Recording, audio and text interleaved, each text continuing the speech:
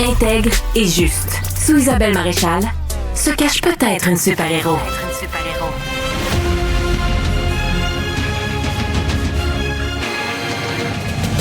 Isabelle Maréchal. Ben, vous avez entendu l'avocat d'Options consommateurs, leur rapport est sans équivoque. Il y a une loi maintenant qui est en vigueur pour encadrer les pouvoirs, mais il va falloir serrer un petit peu la vis, un peu plus, parce que les Québécois, quand on leur pose la question, puis c'est ce que nous faisons aujourd'hui avec vous, vous êtes pas mal irrités encore par la multiplication des demandes. Ce que nous a dit Options, là, c'est que finalement, il y avait encore plus de commerçants, de restaurants, d'endroits où on vous demande maintenant de payer une contribution pour boire. Fred. C'est juste tellement un bon exemple de Sylvie qui dit « Je suis allé chez un dermatologue privé pour un traitement au laser d'une valeur de 3200 $. Lors du paiement, c'était écrit « pour boire ». J'étais insulté. Ben voyons donc, arrête. Imaginez, on est rendu là. Et en avez-vous mis... C'est qui? C'est Sylvie. Sylvie, avez-vous mis du pourboire? Je pense pas. L'histoire ne nous le raconte pas, mais effectivement... Mais Sylvie, si vous pouviez nous rajouter cette information-là, je serais bien curieuse. Antirouille métropolitain de Châteauguay, près de la caisse, il y a un pot pour les pourboires. Lorsqu'on n'en met pas, on vous regarde de travers. Ah ouais? Voilà. Oh, c'est poche. Avec nous, François, qui est un auditeur, qui nous appelle. Bonjour, François. Bonjour, Isabelle. On vous écoute. En passant, je vais saluer un ami, Mathieu Provencher, qui vous écoute à tous les jours, qui vous aime bien. Salut, Mathieu. Merci de nous écouter. Lâchez pas. Vous, les pourboires, ça vous dit quoi? Oui, justement. Quand je vais dans les restaurants, là, je me fais... C'est assez insultant. Ça fait pas longtemps que j'ai été justement au 10-30, pas le nommer, le resto. Le jeune m'est arrivé avec la facture, puis il m'additionne les taxes, puis il me met le pourboire ses taxes. Puis je dis, c'est quoi tu fais là? J'ai dit, c'est pas comme ça que ça fonctionne. Il dit, oui, c'est comme ça que ça fonctionne. Ça a toujours été ainsi. Ben, j'ai dit non, j'ai dit ça fonctionne pas comme ça. J'ai dit, garde, j'ai dit, tu vas m'enlever les taxes, puis on va additionner sur le montant avant la taxe. Là, il dit, il n'y a pas de problème, faites comme vous voulez. Tu sais. Mais tu sais, il n'y a pas juste ça, il y a le vin aussi. Moi, ce qui m'insulte le plus, c'est que je vais dans un restaurant, je vous donne un exemple, ça a coûté 600$ en fin de semaine. Ouais, Okay? hey boy, on était quatre. On a acheté du vin à 110, 100$, la maudite bouteille. Ouais. Mais moi, je donne un pourboire sur la totalité. Mais là, je m'en vais donner 15$ de pourboire pour ma Moses de bouteille de vin que je trouve déjà trop cher, qui est relativement de base souvent. Ouais. Et en plus, le serveur ou serveuse, peu importe, il vient même pas me verser un verre de vin. Il m'a apporté la bouteille sur la table, that's sable. Moi, je trouve ça insultant. Moi, voyons donc, il vous a pas, il l'a même pas ouverte. À ces prix-là, normalement, ils te l'ouvrent devant toi, ils te mettent une petite serviette, ils font ça propre et professionnel, tu sais. Non. Ça, c'est des grands ça table, arrange-toi avec tes troubles. Exactement. On était un groupe de 10-15, on était là pour ma fête, mais whatever. C'était comme ça, tu sais. Puis là, le 15%, là, vous parlez, là, je vais à la boulangerie près de chez moi, puis là, ça c'est une autre affaire, ça. Le monde travaille son salarié à 15, 18, 20$ de l'heure, là, puis le pourboire, c'est un panier, puis tu mets ton change, là. Mais là, à cette heure, j'ai remarqué, quand je paye, j'ai le choix de pourboire. Ben, pas le choix, il me l'impose 15, 18, puis... Qu'est-ce que c'est ça? Fait que moi, je marque tout le temps 0, mais je me sens comme un peu mal. Ouais. Mais je devrais pas, parce qu'elle n'a pas payé le salaire d'une serveuse qui sert à ma table. Elle fait juste sa job comme chez McDo. Exact, complètement. Moi, je trouve ça, tu sais, l'association des restaurations, là, des restaurateurs, là, ils devraient faire plus leur devoir que ça, parce que ça fait longtemps qu'on en parle. Ben, écoutez, François... Moi, j'écoute la radio, que je vous écoute, on en parle à tous les Moses d'années. Il n'y a rien qui vaut. Puis ça, il y a eu cette... Merci beaucoup, François. Salut, Mathieu. Et ça m'amène, c'est un beau lien que vous m'offrez pour vous présenter Martin Vézina, qui est vice-président aux affaires publiques et gouvernementales à l'Association Restauration Québec. Bonjour, Martin. Alors, vous avez entendu notre auditeur, vous avez entendu Option Consommation. Bon, il semble que la loi existe, on est précurseur, nous a-t-il rappelé, mais malgré ça, les Québécois sont bien tannés parce que là, vous avez entendu François, Sylvie qui a fini par donner 20$ à son dermatologue. Voyons donc, Sylvie, hey, tu payes 3200$, tu laisses 20$. Mais c'est parce qu'elle se sentait mal. Elle t'a insulté quand tu dit. Ben, je comprends bien, mais elle a quand même laissé 20$ parce qu'elle devait se sentir mal, comme François. C'est vrai qu'on se sent mal, Martin, quand on se fait demander des pourboires qui nous paraissent sur le vin. C'est un très bel exemple là, qu'on vient d'entendre. Je vais vous entendre là-dessus, là, sur l'œuvre globale. Qu'est-ce que vous auriez à dire aujourd'hui là-dessus? Ben des affaires, hein? C'est large comme question. Regardez, on comprend certaines choses. Tu sais, la norme sociale, c'est 15 %. C'était 15 % avant taxe lors du 72. Quand on a changé pour le pourboire avant taxe, l'association ne s'est pas montrée contre. Je vous dirais, le personnel de salle s'est montré contre parce que c'est eux qui perdent le revenu. On a eu des enjeux de conformité au début, puis je vous le cacherai pas, peut-être qu'il y en a encore. L'enjeu qu'on a, là, c'est que les terminaux, ils nous appartiennent pas. C'est pas nous qui les programmons, c'est des compagnies de paiement qui les font. Fait qu'il y en a encore, effectivement, que peut-être sont pas conformes parce qu'on attend toujours notre nouveau terminal pour être conforme. Donc ça, il y a cet enjeu-là.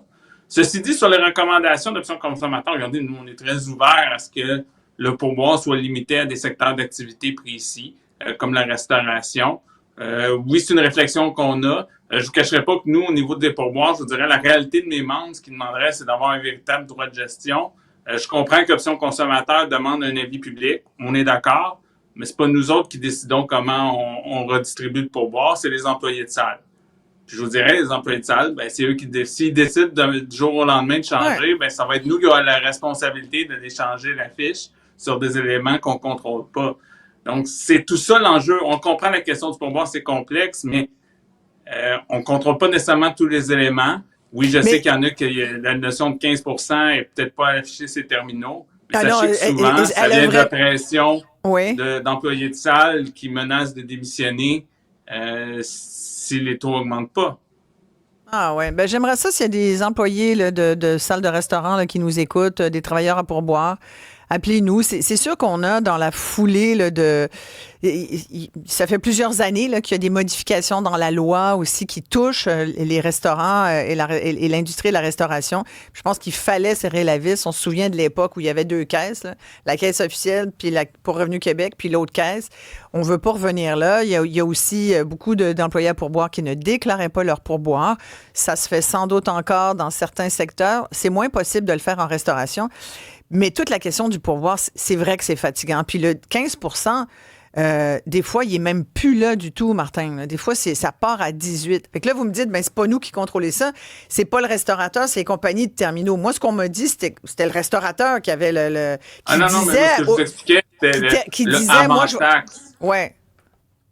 Donc, pas nécessairement le 18 %. Le 18 %, je vous concède, c'est l'exploitant, mais ce qu'on entend beaucoup quand on en jase avec nos membres, c'est que il y a une pression des employés de salle, notamment parce qu'il y a eu le pourboire avant taxe, mais aussi pour d'autres motifs, notamment à Montréal, en disant, dans d'autres restos, ils le font. Il y a une compétition qui se fait. Je ne vous cacherai pas, pour un exploitant, mettre 18 % au lieu de 15 %, ça lui coûte plus cher. Pourquoi? Ça va lui coûter le frais de carte de crédit utilisé pour le 18 % au lieu du 15 %. Puis comme les pourboires, je vous dirais maintenant, pour les serveurs, sont à peu près tous déclarés parce que tout le monde paye par carte. Donc, c'est très difficile de faire des valeurs fiscales là-dessus. Les déductions d'employeurs, on les paye sur ces pourboires-là. Donc, c'est pas avantageux pour un propriétaire d'avoir 18 %, mais on le fait parce qu'il y a une demande des employés de salle. Puis des fois, c'est, regarde, je vais aller travailler ailleurs si tu le fais pas. Ouais. On comprend les gens là, qui subissent l'inflation. C'est sûr que tout le monde essaie de tirer un peu la couverte de son côté. J'ai des commentaires qui continuent d'entrer. Quelqu'un qui nous dit concernant les pourboires, la personne, elle, en donne lorsqu'elle a un super bon service, peu importe où elle va. L'autre jour, elle était même dans une épicerie à rabais, puis elle a laissé du pourboire à la commis, car elle m'avait donné un excellent service. Elle fut très étonnée. Elle dit, moi, mon métier, c'est femme de chambre, et j'apprécie beaucoup les pourboires, car je travaille au salaire minimum, et je travaille très fort. Ouais. Alors, on sent une certaine solidarité. Quelqu'un nous dit, lorsque je ne reçois aucun service comme les fast-food, je n'ai aucune gêne à changer pour 0 $. Et Claude qui nous dit, avec tous les endroits, on peut maintenant mettre des appréciations comme Google, etc. Peut-être qu'on pourrait enlever carrément les pourboires, payer les gens comme il faut, finir les 2 salaires minimum. Depuis, les pourboires ne reflètent pas les services, mais aussi la qualité du plat. Alors, est-ce qu'on se dirige un jour vers ça, M. Vézina, vers un monde sans pourboire comme en France, par exemple?